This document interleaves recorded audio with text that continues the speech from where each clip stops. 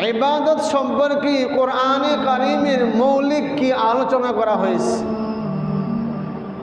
ইবাদতের মধ্যে বান্দা একটা হলো সাধারণ দাসত্ব, আর একটা হলো বিশেষ দাসত্ব। সাধারণ দাসত্বের মধ্যে সবাই অন্তর্ভুক্ত, ইচ্ছাই হোক আর অনিচ্ছাই হোক। কাফেররাও অন্তর্ভুক্ত। কিভাবে?